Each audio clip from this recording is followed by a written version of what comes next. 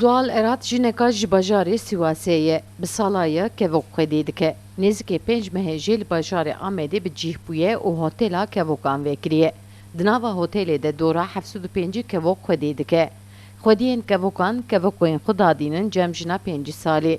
Zualxan her roj qut û avê wan dide wan, li wan xwedî derdikeve. Xanima Sîwasî tîne ziman ku mereqa wê jî ji zaroktiya wê dest pê dike. Niha jî veya ji xurek giriye weka karek. Valla merakım benim çocukluğumdan beri var. 25 yıldır da tam olarak kuş besliyorum. Min ji zaroktiya xwe de dest bi xwedîkirina kevokan kir. Ji wê rojê heta niha ez her tim kevoka xwedî dikim. Ji bo min bûye wekî nexweşiyek. Berê niha li Stenbolê bûm. Lê ev 5 mehe li bajarê Amedê min vê hotelê vekir.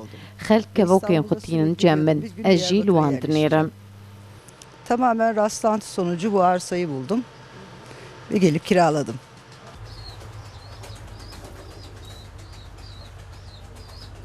Zualxan li destpêkê de du sê pîn çê dike. Duvre hejmara pînê kevokan zêde dike. Niha 20 pîn heye. Bi sedan kevok di nav de dijîn.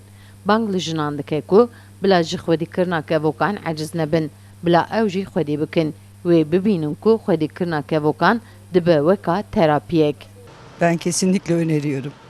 Çünkü Jin ji ber kevokan ecizin. Li mal naxwazin lê binerin. Lê zilamên wan hez dikin. Vêga heywan an çûk xwedî kirin, li mirovên ku li bajarên mezin dijîn re ji bo meciyên wan dibe tedawiyek psikolojik. bu gerçekten büyük bir aşk. Bunun önüne kimse geçmesin.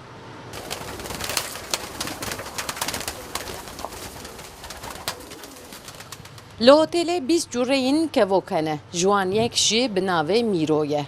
Ev jî cinsê aliyê Iraqê ye. Heger yek hat serdana kevoka kir, divê ku wan çavînokê neke duayek bike. Divê bêje ku bila emrê wan qandî mûyê wan dirêj be. Sevda Kaplan, Kurdistan TV, Amed.